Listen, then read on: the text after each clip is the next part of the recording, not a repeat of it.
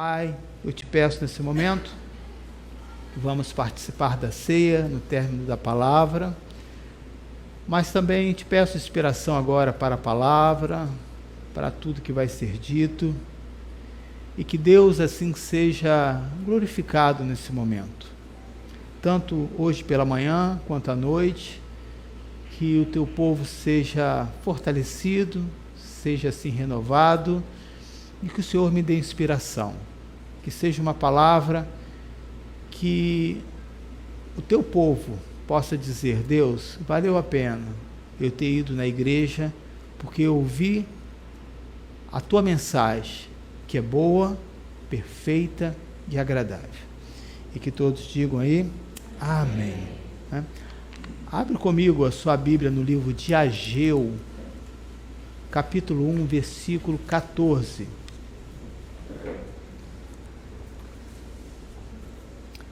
Uns 15 dias o diácono Alfredo pregou sobre esse mesmo livro, e eu vou fazer algumas outras abordagens, e ao mesmo tempo ele é pertinente, né, àquilo que nós estamos vivendo. Se você ainda não conseguiu pegar, né, abrir a sua Bíblia, achar o livro de Ageu, você pode acompanhar aqui pela tela. Eu só quero pedir, no final, nós vamos precisar de algumas pessoas para ajudar a montar um andaime que temos ali, está lá no galpão. Talvez você tenha essa experiência. E nós vamos ter... Renato, seu primo também vai vir hoje? Não, né? Tá. Mas no término a gente vamos lá para a gente dar uma olhada, tá? A gente já está... Eu acredito que já semana que vem a gente já vai poder ter umas fotos, ou levar as pessoas, os irmãos lá, para verem as mudanças que terão. Assim o Senhor encorajou o governador de Judá, Zorobabel, filho de Sealtiel, o sumo sacerdote Josué, filho de Joazadaque, e todo o restante do povo, de modo que eles começaram a trabalhar no templo do Senhor dos Exércitos, o seu Deus. Então nós podemos ver, se você pegar do capítulo 1, né, desse livro, se eu não me engano, até o sétimo, você vai ver que a palavra que foi pregada por esse irmão, que alguns chamam como profeta, outros não, ela vai funcionar, ela vai trazer resultado. Então, Ageu é um dos profetas, né, que teve o privilégio de ver o fruto de sua mensagem perante os seus próprios olhos. Então, esse é o ponto pelo qual eu peguei esse livro, e é isso que está no meu coração. Tá? Apesar de ser, né, me considero ainda uma pessoa nova, né, já indo aí para a fase aí de sênior, já idoso, né, com 56 anos, mas com muita experiência, né, de igreja, acompanhando todas as situações boas, ruins, atravessando todas as tempestades, momentos também de alegria, e chegando a uma conclusão para aquilo que eu quero aqui para a igreja. E eu tenho pedido isso a Deus. Falei: Senhor, eu quero ver com meus olhos, né, aquilo que o Senhor botou no meu coração. Não quero ter uma igreja que esteja sempre presa à obra, às coisas não terminadas. Tanto é que você pode ver esse espaço que nós temos aqui. Você pode olhar daqui, desde que você entra, desde lá da calçada até lá em cima, tudo funcionando, né? Porque é algo que Deus colocou assim no meu coração. Então, a forma com que a igreja anda, com que as coisas acontecem, vai muito da decisão de quem está à frente. Porque é ele que vai encorajar, motivar, né? E como que ele faz isso? Ele faz isso quando ele tem uma visão, uma orientação de Deus. Senão ele começa a fazer outras loucuras, que aí passa a ser um peso para a igreja, um fardo que a igreja não pode levar. Então, Ageu foi esse homem que, ao pregar, viu o resultado da sua palavra, né? E aí nesse versículo 14, nós vamos ler 1, 2 e 3 também de Ageu, mas no versículo 14, ele vai tocar num ponto que é extremamente fundamental. Ele reconhece que o resultado desse despertar veio de Deus. É natural, querido, que quando você consegue o seu objetivo, você se alegra, você contempla aquele bem, você vê até onde você chegou, você vê que você está crescendo, mas esse é um risco que facilmente podemos correr, né? Entre vários profissionais que eu faço, trato muito assim da minha saúde, isso não quer dizer que eu não possa adoecer, né? Porém, a minha resistência, ou então para identificar um problema, é sempre mais fácil. Mas sou suscetível a qualquer enfermidade, a ficar hospitalizado como qualquer outro. Mas na área de saúde mental, né, eu faço, durante muitos anos eu fiz acompanhamento com psicólogo, e a gente como pastor precisa trabalhar também essa área, porque muitos hoje estão adoecendo diante de tanta carga, diante de tanto problema, diante de tantas situações.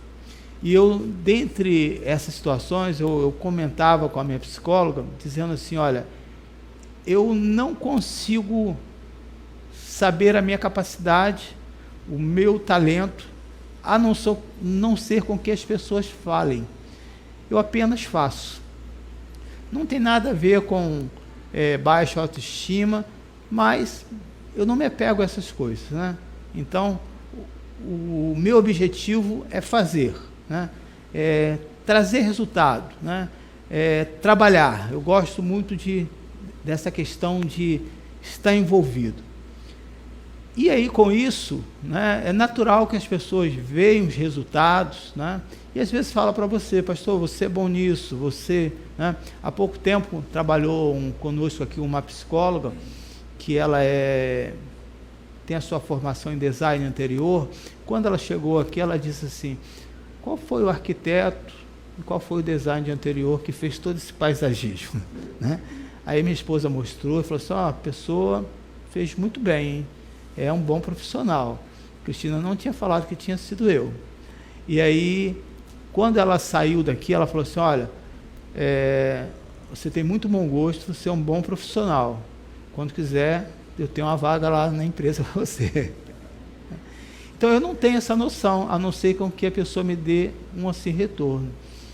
Porém, aí que entra o nosso cuidado, de você olhar e dizer, olha as coisas que eu fiz. Não.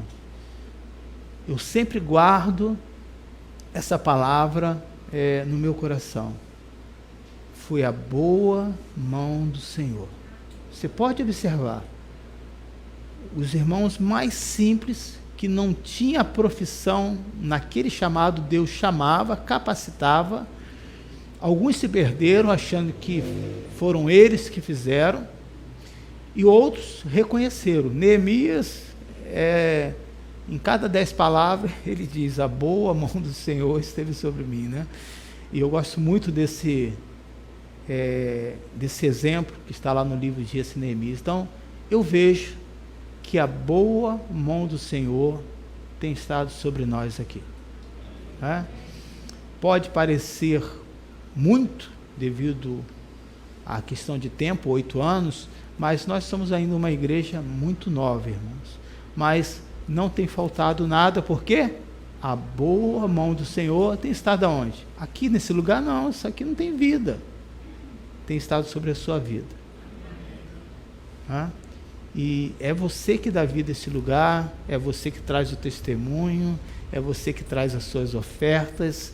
Então, a boa mão do Senhor tem estado com a sua igreja. Então, ele vai aqui reconhecer, quando ele logo nesse a primeira parte, olha o que ele vai dizer.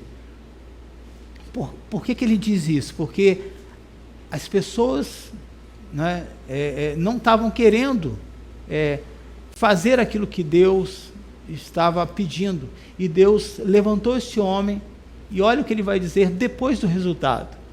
O que ele diz logo no início? O Senhor despertou o espírito de Zerubabel, filho de Setiel, de governador de Judá, o espírito de Josué, filho de Josadaque, o sumo sacerdote e o espírito do resto de todo o povo. Eles vieram e se puseram ao trabalho na casa do Senhor dos Exércitos, seu Deus. Quem Ageu atribuiu o resultado daquilo que ele pregou? A quem? A quem? A Deus, ao Senhor. Então esse é um ponto, querido, que você precisa fazer esse autoexame toda semana, todo dia. Como é que foi o seu dia ontem? Agradece a Deus, Senhor, obrigado por mais esse dia. Algumas coisas saíram do jeito que eu queria, outras não saiu do mesmo jeito, né? Mas eu te agradeço. Quando você agradece, você está reconhecendo que o Senhor esteve com você em todo o tempo. Não é que o Senhor enviou as coisas ruins, mas mesmo nas coisas ruins, o Senhor estava com você. Você pode dar um glória a Deus, um aleluia? Irmãos, quando você enxerga a boa mão de Deus sobre a sua vida, isso te dá entusiasmo, coragem. Eu acredito que esse mesmo Espírito, né, está nos motivando a avançar um pouco mais.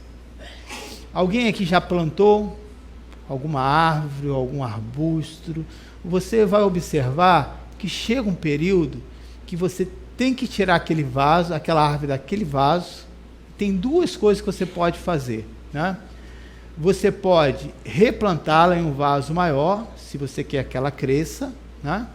Ou então você pode retirá-la do vaso, ir nas raízes dela, cortar aquelas raízes, mudar a terra, e naquelas raízes você passa um produto que se chama canela em pó. Você sabe o que é canela em pó? Né?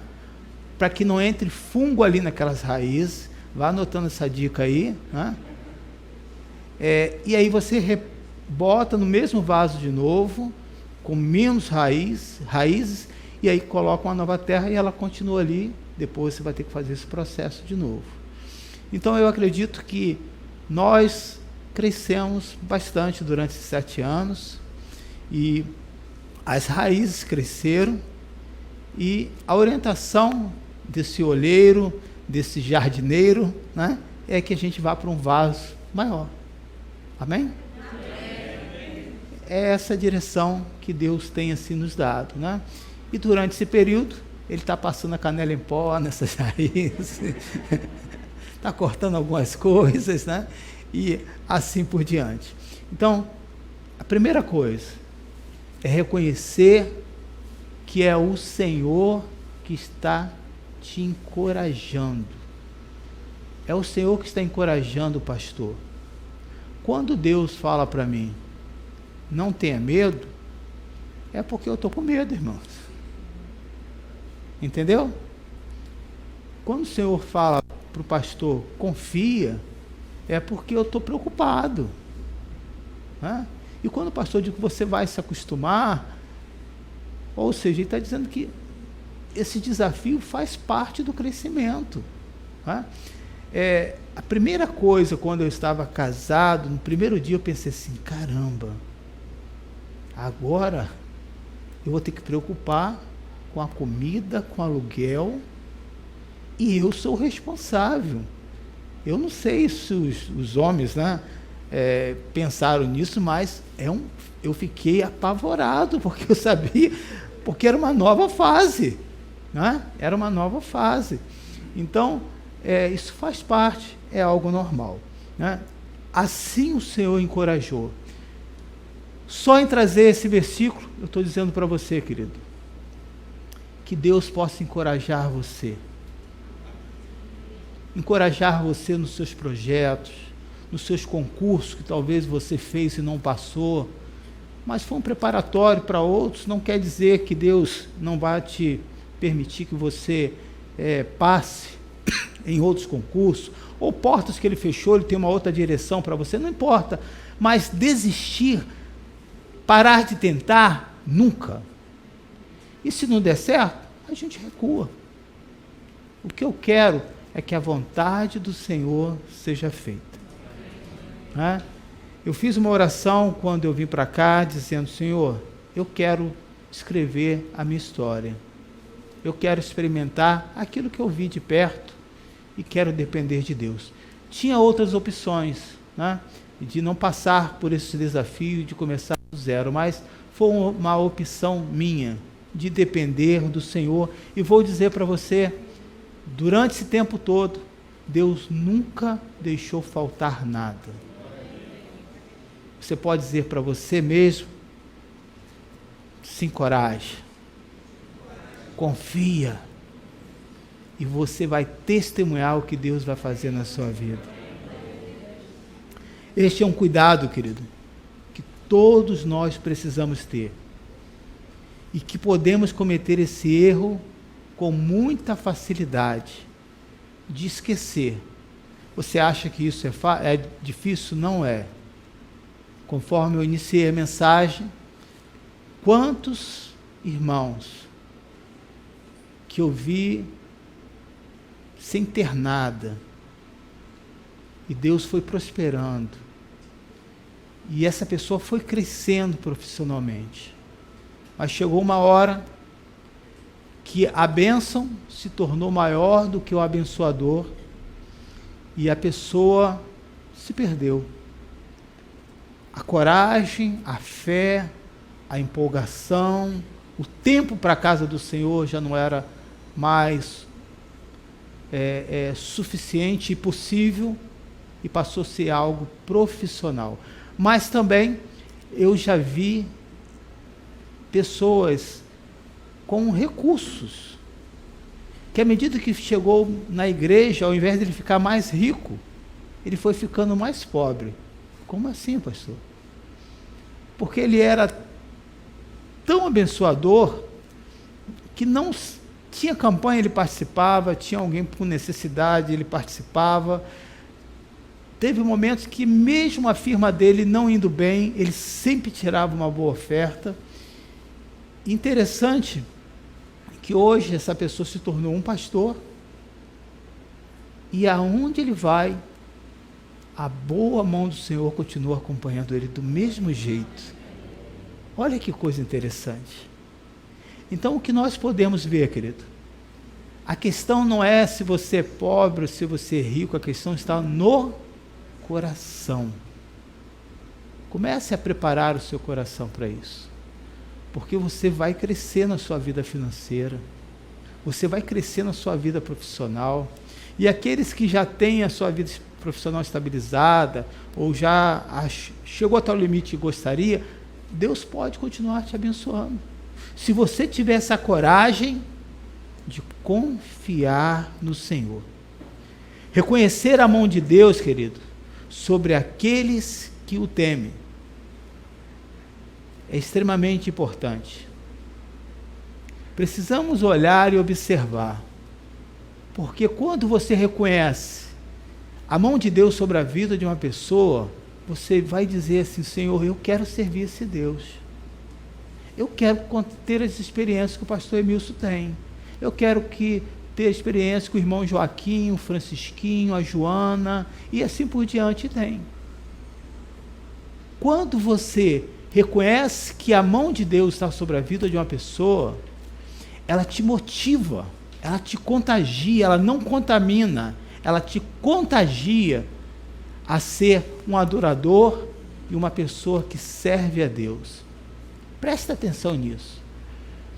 Nós, como a mente capitalista, achamos que servir a Deus é somente com dinheiro. Não é, irmãos. A maior oferta que Deus pede pode observar, é o seu coração.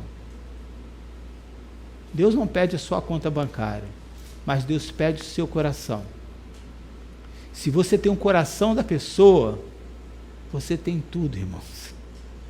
Mas se você não tem o coração daquela pessoa, ela estará sempre resistente. Eu encorajo você nessa manhã a confiar em Deus e a colocar o seu coração nele. Olha para ele.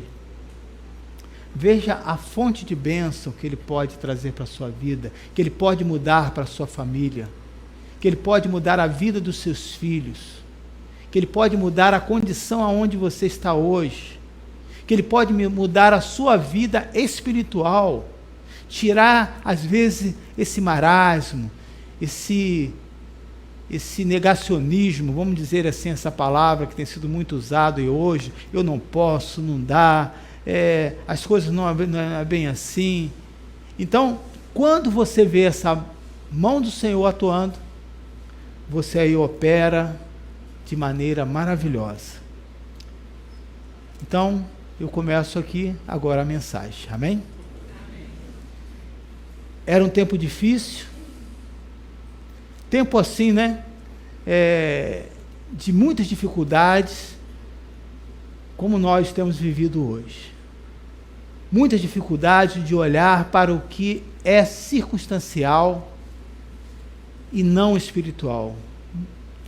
Esse era um tempo que hoje nós estamos observando.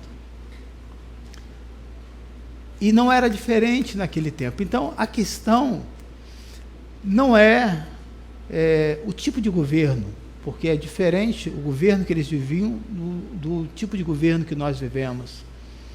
A economia não era a mesma de hoje. A qualidade de vida era muito melhor. Mas, na parte espiritual, não muda em nada. Naturalmente, nós temos o nosso olhar voltados para as coisas circunstanciais. Se o ambiente está tenso, você fica com medo. Se o dia está com sol, você se alegra, mas está aquele dia chuvoso, você fica meio molengão, não querendo ir trabalhar, não é assim? Se você não está bem, você começa a se preocupar, né? Será que... Aí vai lá no Dr. Google, isso que eu estou sentindo. Tem uma pessoa que fala assim, olha, esquece o Dr. Google, médico, tudo que você olha vai dizer que é câncer. Então para de olhar para o assim, Dr. Google, porque isso aí não vai te ajudar muito não, vai te deixar mais apavorado ainda. Então, o olhar para as circunstâncias, querido, era algo natural, e ainda é algo natural para os dias de hoje. E esse encorajar não era o resultado para levantar o novo templo.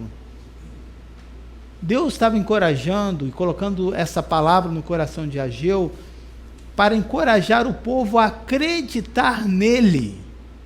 Porque Deus nunca pediu templo para ser construído e nem tinha essa necessidade.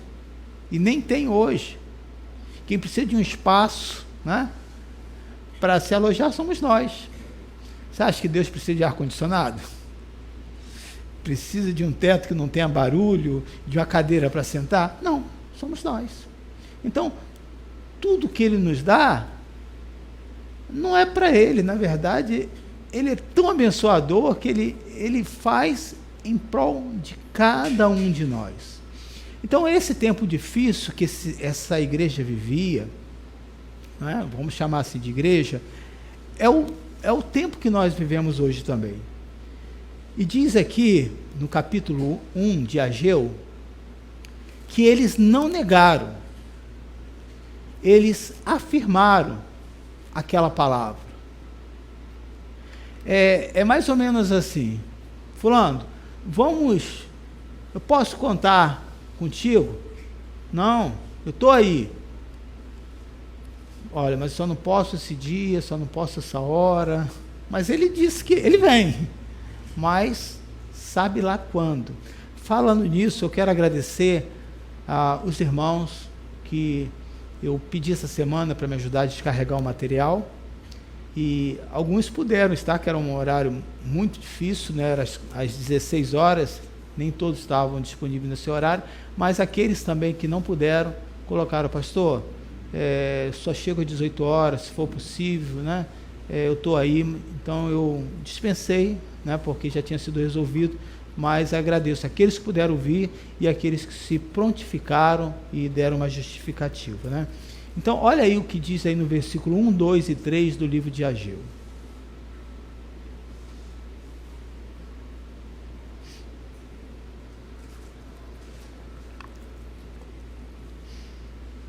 A mensagem, quando um pastor prega, manhã e noite, no nosso caso aqui, a gente faz uma sequência.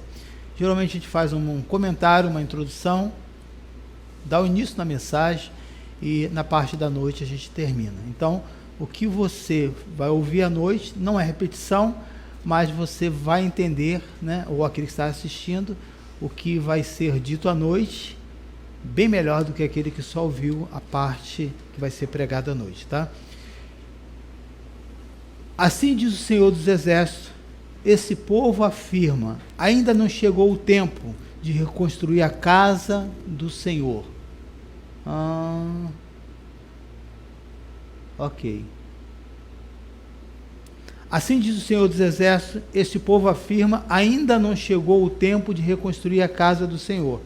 Por isso a palavra do Senhor veio novamente por meio do profeta Ageu.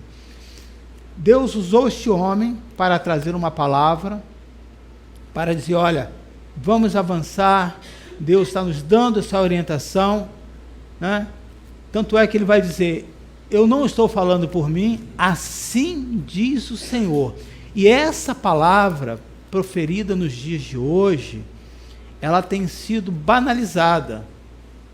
E por isso muitos perdem a credibilidade e ficam desencorajados. Você não pode, você não tem direito de falar aquilo que Deus não falou. Amém? Você não pode dizer: olha, Deus está me falando isso. Deus está falando mesmo. Porque aquela palavra que você está falando que Deus não falou, que não é verdade, aquele irmão, aquela irmã vai acreditar. E ela não vai acontecer porque não foi a palavra de Deus, que quando Deus promete, Ele cumpre. E aquela pessoa vai esfriar na fé, é possível. Pode dar um nó na cabeça dela. E aí sabe de quem Deus vai cobrar aquela alma? De você. Então você pode dizer: olha, esse pode ser o melhor caminho, mas existe essa possibilidade, né? A palavra de Deus diz isso. Mas o que eu faço? Vai orar, meu irmão. Eu nunca digo o que a pessoa tem que fazer. Vai orar. Porque eu não posso tomar decisão da vida de ninguém. Pode parecer estranho, não é? Porque às vezes alguns líderes extrapolam a sua autoridade e quer dizer o que um casal tem que fazer na sua vida íntima, o que o casal tem que administrar em casa. Não funciona assim.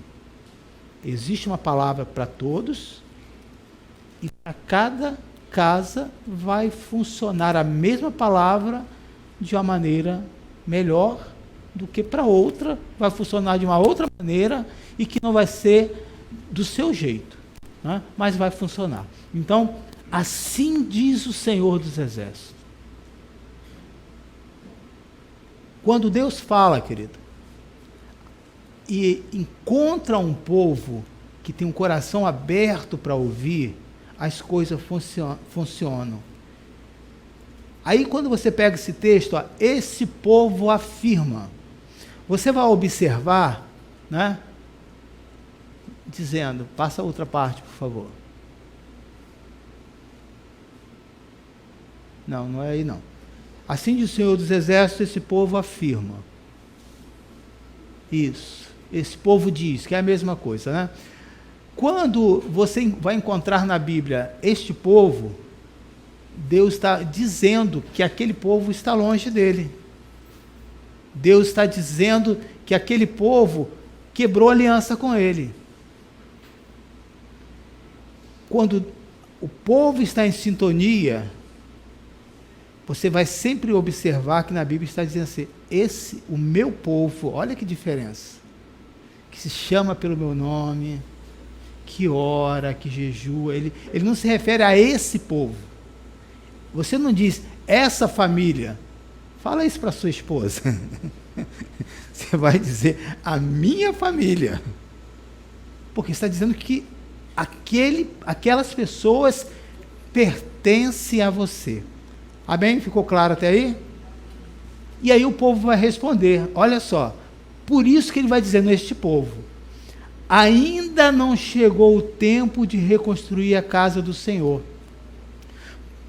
Então, eles recebem uma palavra, eles concordam que aquele templo tem que ser reconstruído, tem que ser, vamos fazer, mas ainda não é o tempo.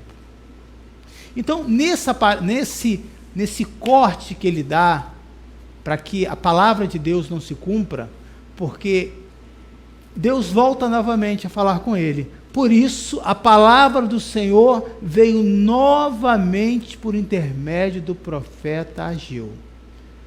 Quando você está na sua casa e você dá uma orientação, ou dá uma ordem mesmo para o seu filho, se ele já fez, para que você vai voltar para pedir que ele faça a mesma coisa? Tem coerência? Não. Quando a pessoa volta, é porque aquele serviço não foi feito. Seria mais ou menos assim, olha filho, eu quero que você lave a louça. Ele vai lavar a louça. Mas subentende que não é só lavar a louça. Você quer que lave, faça o que depois de lavar? Deixa tudo em cima lá, seque e guarde.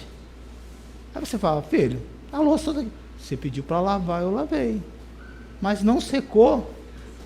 Aí ele vai lá e seca, mas deixa ainda em cima da pia. E aí você tem que voltar novamente.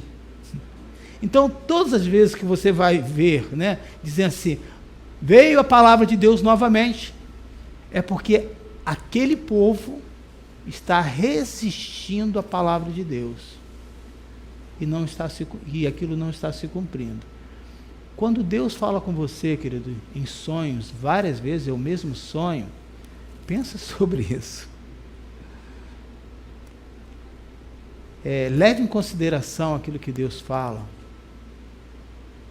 Coloque em prática. Tem coisas, querido, que Deus já me pediu para fazer que eu não entendo. Não sei tudo, mas vamos lá.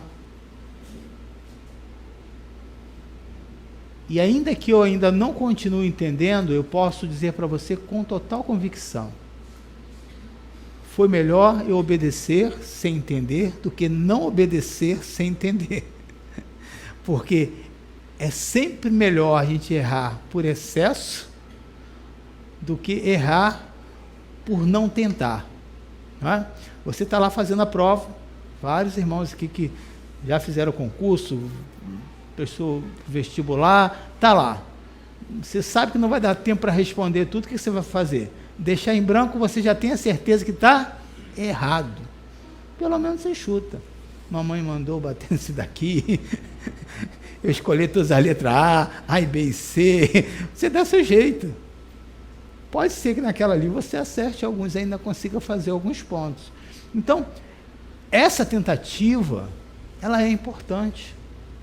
E quando você fica estagnado no medo, nada acontece. Você não sabe nem se deu certo, e você também não experimenta a boa mão do Senhor. Então aqui, no versículo 3, a palavra do Senhor veio novamente. Podemos ver aqui não só o lado ruim, da dificuldade do povo em acreditar, em entender, que não é diferente da gente. Mas eu quero mostrar também o lado bom. Podemos ver aqui a insistência de Deus para que o seu povo não desista do seu propósito.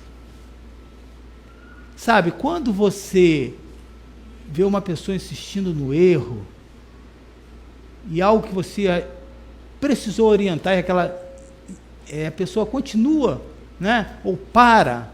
Um exemplo de perdão, você fala, ó, querido, você tem que perdoar.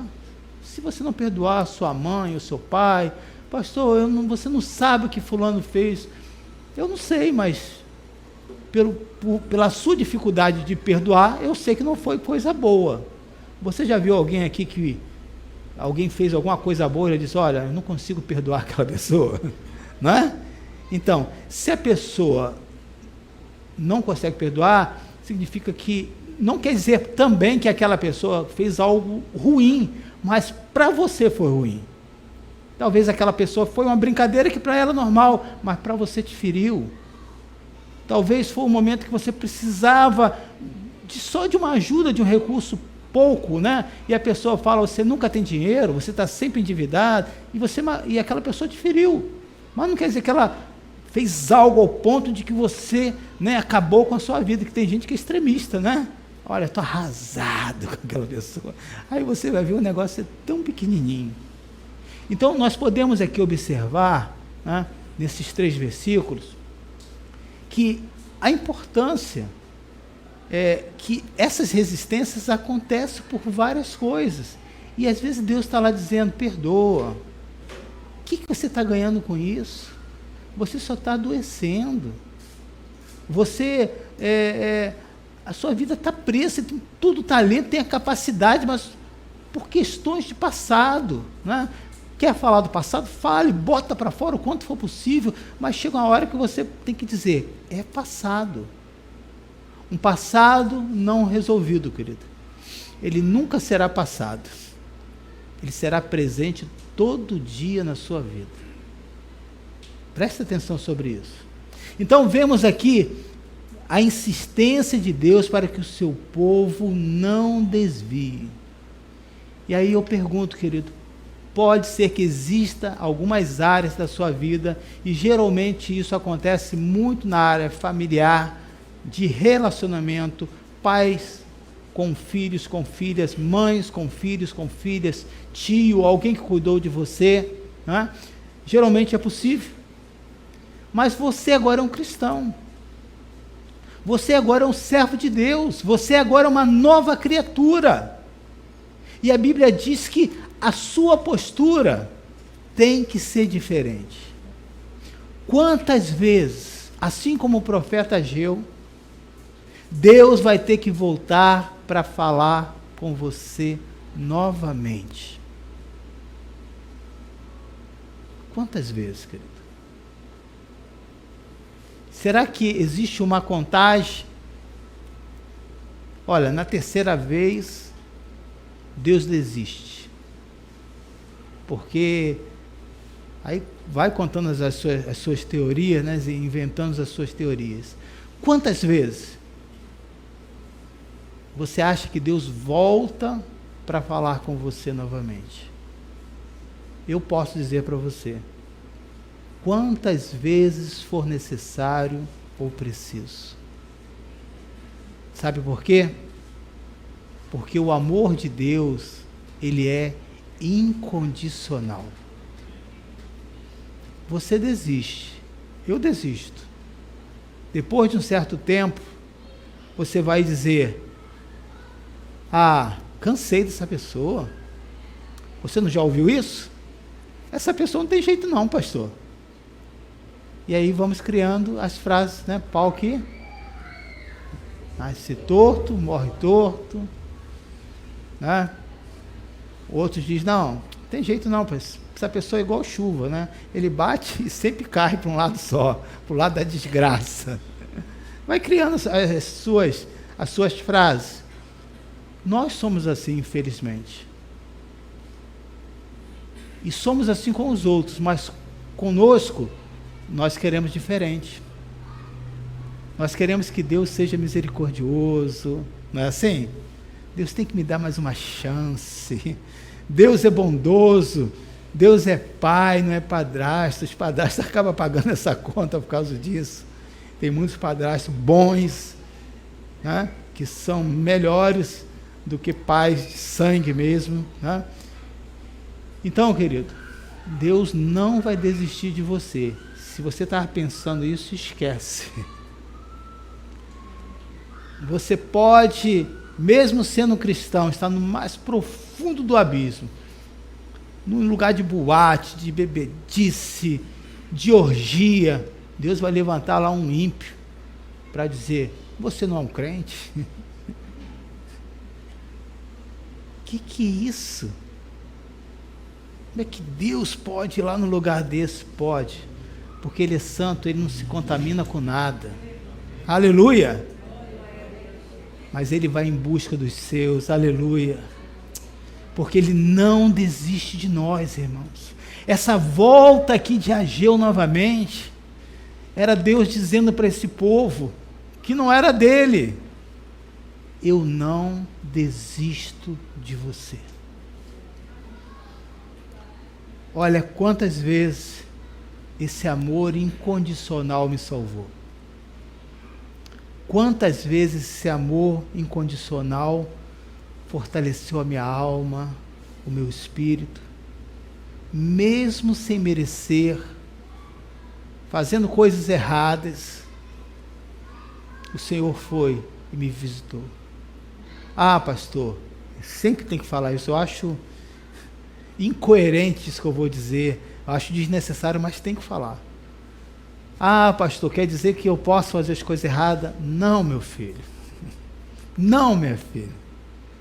Mas, mesmo que você venha falhar, se você olhar para o Senhor, se você clamar por Ele, Ele não vai desistir de você. Pode ter certeza disso.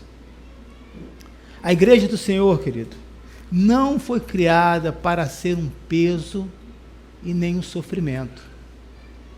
Aqui talvez o povo, comparando um templo com o outro que seria reconstruído, e talvez a experiência negativa do primeiro templo, de coisas que têm acontecido, não na formação do templo, mas do relacionamento dentro de uma comunidade cristã, possa ter criado essas barreiras. Então eu quero assim afirmar para você que a igreja do Senhor não foi criada para ser um peso e nem um sofrimento. Eu peço isso a Deus, eu combato muito isso com outros pastores que viveram situações ruins, que tiveram um povo ruim mesmo para estar pastoreando, né? Um povo difícil, e então atribui as suas doenças, as suas enfermidades, os seus problemas financeiros àquele local, àquela igreja. Eu não acredito nisso. Eu acredito que a casa do Senhor é um lugar de refúgio para aqueles que estão feridos. A casa do Senhor é um lugar onde abriga aqueles que estão cansados. A casa do Senhor não é para criar regras, para fiscalizar a sua vida. Nós vamos ter a ceia agora. Pastor, eu posso tomar a ceia? Não sei, você que sabe. O cálice que você segura pode abençoar, mas pode ser um veneno para a sua alma. Você que sabe. Mas, se eu não estiver bem, se alguma coisa aconteceu na minha vida, eu posso tomar ceia? O que vocês acham? Pode ou não? Hã? Pode ou não pode? Pode? De que maneira? Você se arrepender? Gente, que igreja inteligente é essa, né? Isso aí. A ceia não é para censurar, não é para você olhar, aquele irmão não bebeu, hein? O que está acontecendo com ele? Eu posso dizer para você que a sua vida está pior do que a dele, que você não tem que olhar para a vida de ninguém, seu olho grande, eu tenho que olhar para a sua vida. Amém? É isso que a Bíblia diz. Você não pode querer tirar um cisco dos seus olhos se você tem um travessão, se você tem algo imenso na sua vista, né, uma trave, que tem um outro significado do que a gente conhece como trave aqui hoje. Então, é importante você entender isso. ela não pode ser um peso nem para o pastor e nem para os membros. Então é natural que às vezes a pessoa fala assim, não, eu queria falar com o pastor, mas vi o pastor com aquela cara de cansado, parecia que estava sentindo mal.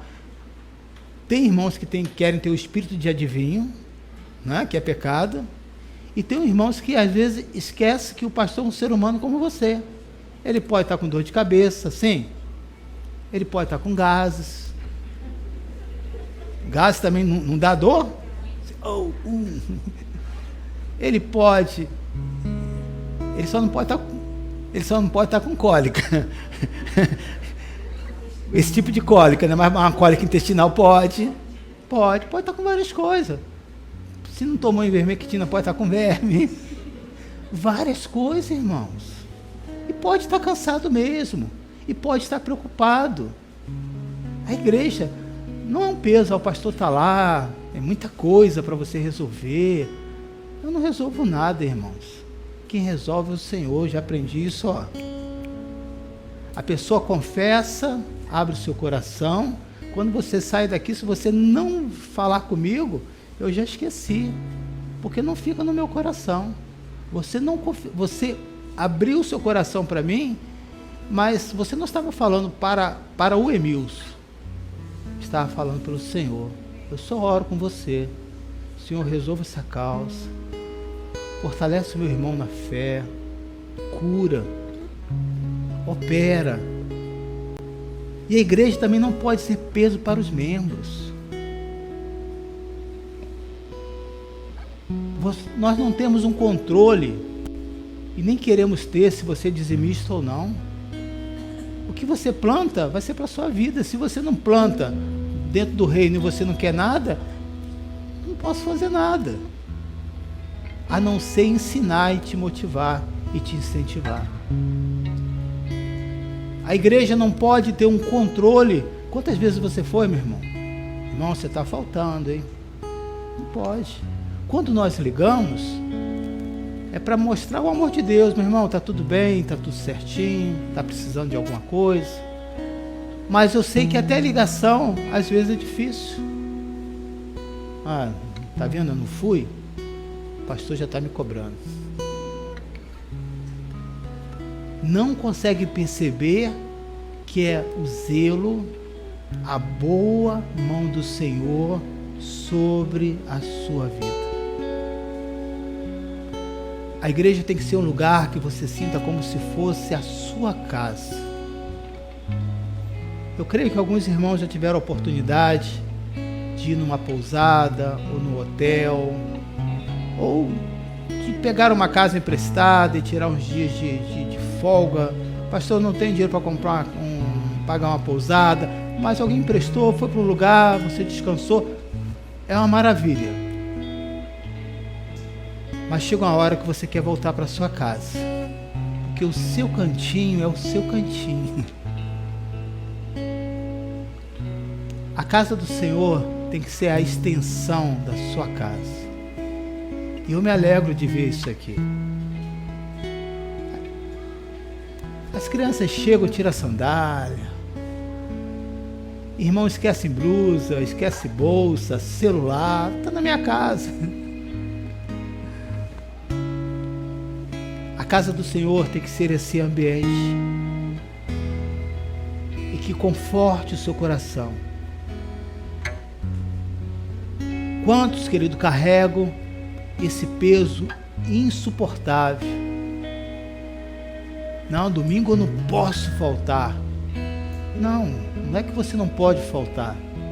É que você foi convocado pelo Rei dos Reis para estar na casa dele. Mas se você não pôde vir, sem sentimento de culpa, meu irmão. Agora, a culpa é quando você mente. É quando você diz, não, hoje não deu para ir. Mas você foi na praia, como que não deu para ir? Então diga a verdade, olha, hoje eu quis ir na praia, amém. Sua vida com Deus. Só vai perguntar, botou a sunga? Depilou a perninha? Não faça isso, né? Mas simplesmente tem que ser um lugar agradável. Tem que ser um ambiente onde você tem que estar desarmado para sentir a presença de Deus. Meu desejo com essa pequena reflexão, todo o peso que às vezes foi lançado durante o longo do tempo da sua vida, Deus possa estar removendo nesta manhã, porque apenas um foi capaz de aguentar todo esse peso. Abraão não teve condições, Moisés não aguentou, João Batista não conseguiu mudar tudo, ao confrontar um rei foi morto, Paulo foi perseguido várias vezes, assim como os profetas e os apóstolos. Eles não tinham condições de carregar esse fardo. E Jesus Cristo veio, querido, para tirar esse peso da sua igreja. Para dizer, você está aqui nessa manhã para me adorar. Você veio aqui essa manhã para que eu pudesse falar com você. Às vezes você escuta a pessoa dizendo assim: eu estou sofrendo por causa do Evangelho. Se alguma vez disse isso ou pensou, você precisa ver e ler agora o que diz Mateus 5, versículo 11 e 12.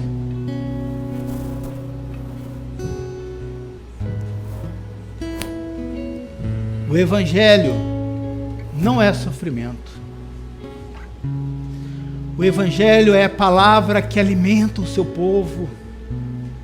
É a palavra que fortalece a sua alma. É a palavra que te dá coragem para enfrentar os dias ruins lá fora e ter dias de paz e de alegria. Sabe por quê?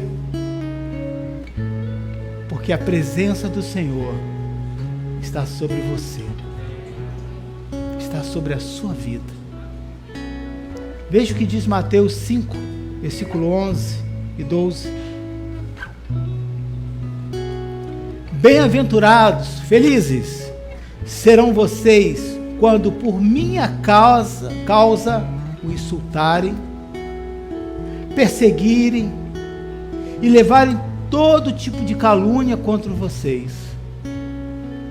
Alegre-se e regozijem-se, por grande é a recompensa de vocês aonde? Nos céus. Pois da mesma forma perseguiram os profetas que vieram antes de vocês. Se o Evangelho fosse um peso, um desgaste para o membro, para o pastor, Jesus iria dizer: infelizes são vocês aqui na terra, por causa do meu nome. Mas a Bíblia não diz isso. A Bíblia diz que nós somos um povo feliz, bem-aventurados, quando somos perseguidos, caluniados. Mas tem uma causa. E essa causa, querido, que é uma grande realidade dita aqui por Jesus, levam muitos a desistirem. Eles vão dizer assim: essa conta não fecha. Quer dizer que servir o reino de Deus, eu vou ter dificuldades na minha vida, e não é nem por minha causa, porque Jesus diz por minha causa, ou seja, pela sua causa que ele defende, pelo seu nome, pela sua santidade.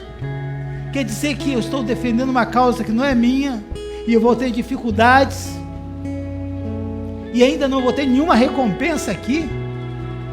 A recompensa é só no céu. Estou fora. Eu afirmo para vocês nessa manhã, querida, que o povo mais feliz, não só do Brasil, mas de todo o continente, é o povo de Deus. Porque aonde tem felicidade, que a Bíblia se refere não à palavra felicidade momentânea, mas a Bíblia fala alegria, que é incircunstancial, que é a alegria que vem do Senhor. Aonde tem alegria do Senhor, tem crescimento. Você sabia disso? Tem crescimento. O reino de Deus, a casa do Senhor, não é fardo para o pastor e nem para os membros. É o lugar onde Deus traz alegria, Deus traz o renovo, Deus traz a restauração. Ao trazer essa palavra, eu peço que você feche os seus olhos. Os irmãos podem estar prontos, preparados aqui à frente para servir a ceia. Os diáconos, os obreiros. Eu quero que você agora, enquanto escuta o louvor que vai ser cantado, feche seus olhos. É momento de reflexão. Deus está nesse lugar. Deus está na sua vida.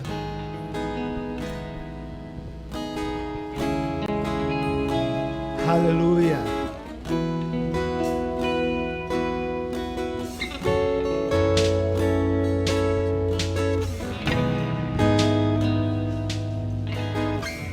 Eu vejo o Rei da Glória vindo com o seu poder, a terra vai estremecer.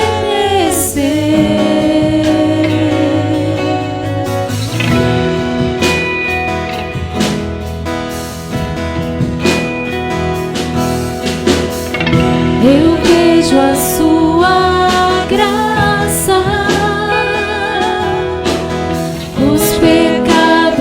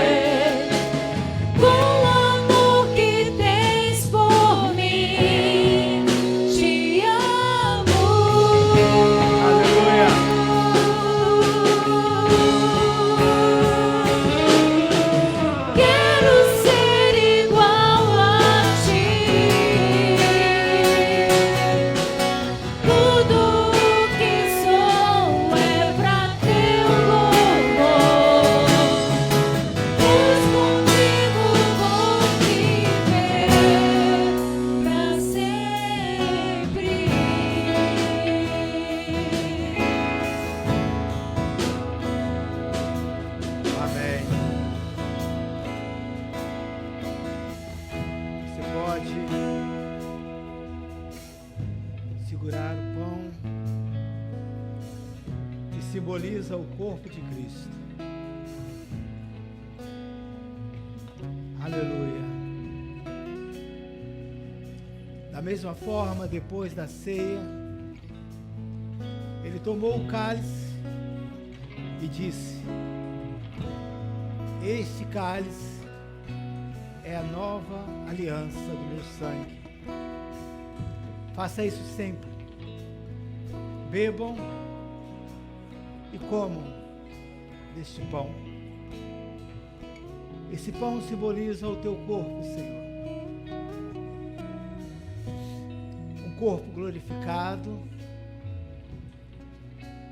um corpo santo,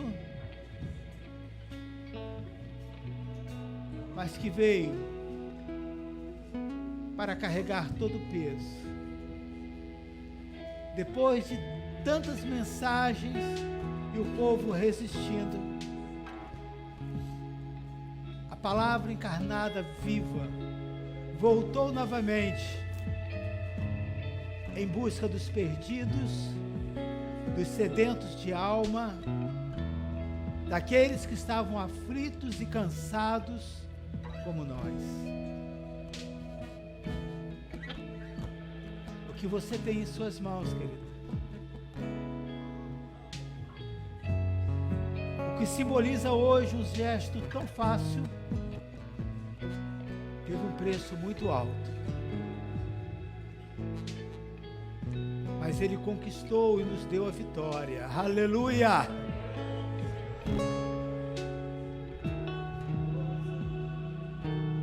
Todo sentimento de culpa,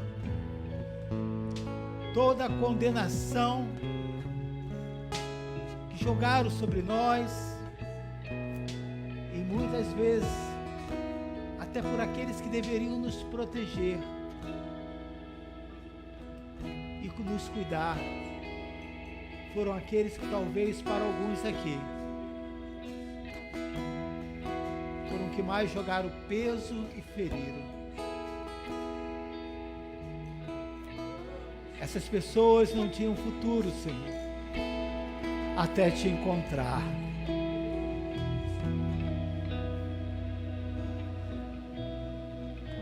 O Senhor me traz na minha memória, querido, nessa manhã,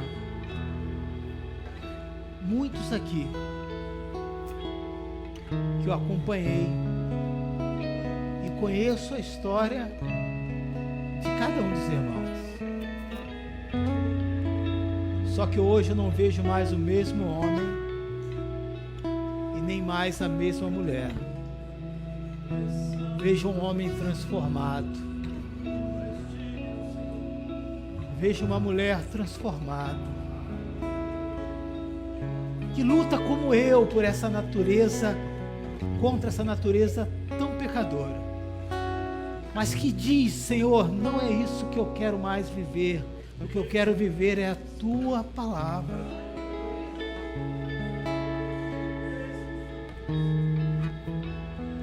A Bíblia nos ensina: examine-se o homem a si mesmo.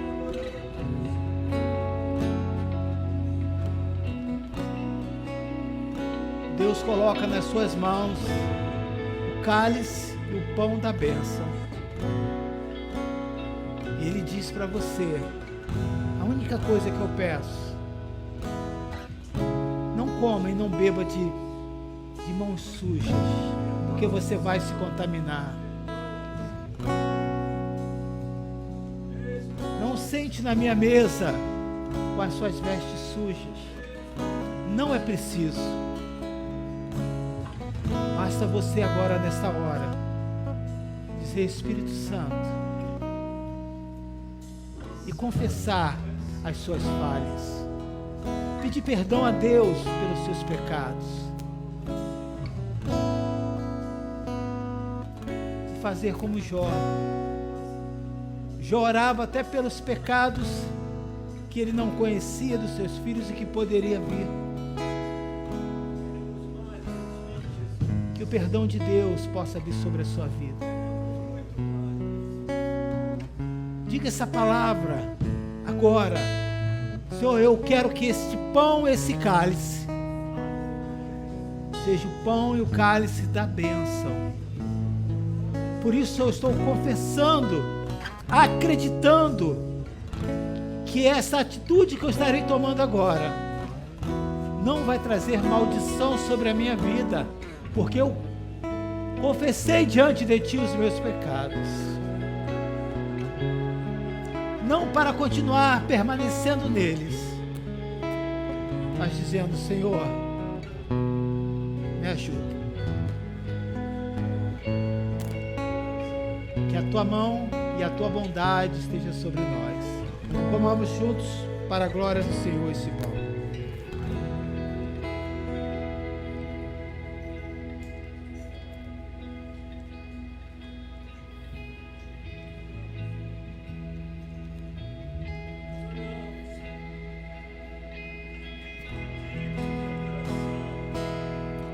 Aleluia. Eu creio que durante esse período a sua oração não ficou em silêncio. E a tua palavra diz, 1 Coríntios, capítulo 11, versículo 32, quando, porém, somos julgados pelo Senhor, estamos sendo disciplinados. Aleluia! Para que não sejamos condenados com o mundo. Você não é um povo.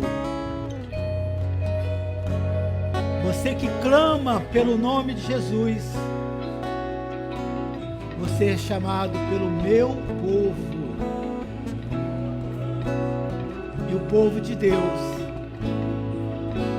é disciplinado por Ele. As correções são necessárias, querido, para que possamos crescer conforme a sua vontade. Erga esse cálice e agradeça ao Senhor.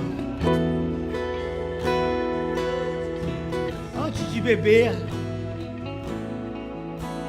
lembre-se desse momento do Calvário.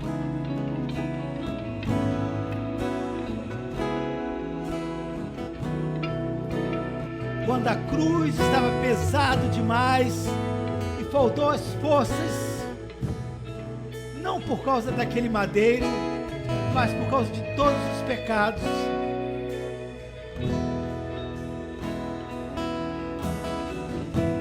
Ele não teve orgulho, não teve vaidade nenhuma em aceitar que um ser humano ajudasse a carregar aquela cruz. Que todo orgulho, que toda vaidade possa sair do seu coração nessa manhã,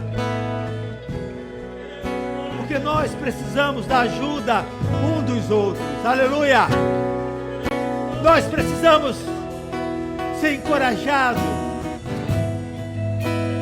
um pelos outros.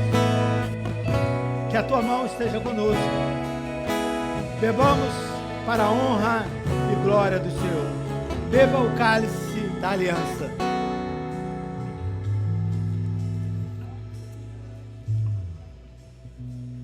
Que simboliza o sangue do Cordeiro. Você pode começar a exaltar e a glorificar o nome do Senhor.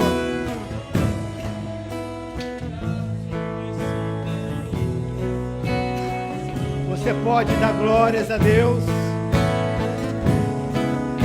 Você pode ser obrigado, Jesus.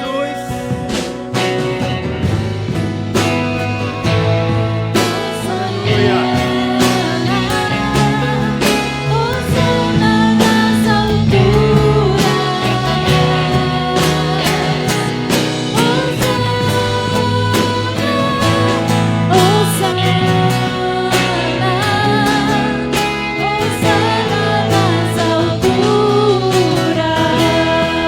Limpa o meu coração.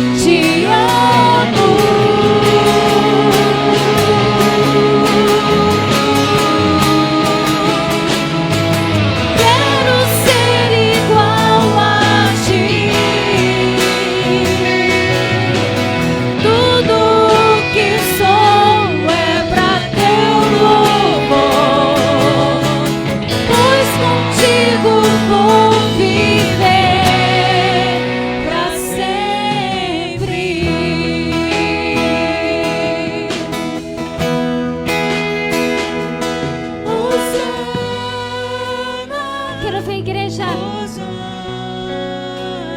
Aleluia. Porque Ele vem buscar a sua igreja. Aleluia.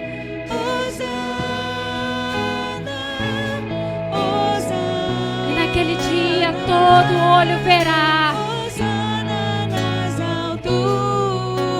Mais uma vez, Hosana. Hosana.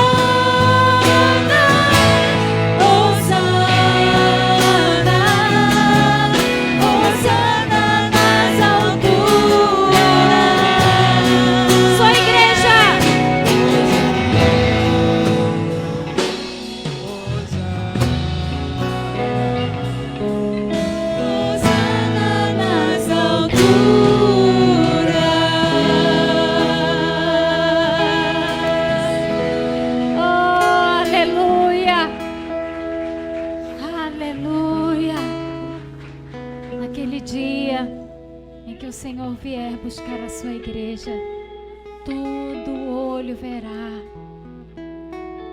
e que Ele encontre uma igreja fervorosa, servindo e honrando a Ele. Amém? Amém?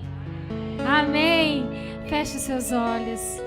Senhor, obrigada por esse tempo, obrigada pela sua palavra, e que durante toda essa semana ela fique em nossos corações, Senhor, que nós possamos meditar, que nós possamos aplicá-la no nosso dia a dia. Fica conosco, Pai. Cuida, Senhor, dos irmãos que nos acompanham pela internet. Que a sua graça, Senhor, esteja agora nos seus lares, aqueles que nos acompanham do trabalho, que o Senhor esteja abençoando, Senhor, cuidando nesta manhã. Te agradecemos, em nome de Jesus. Amém. Correrei para ti, meu Senhor, minha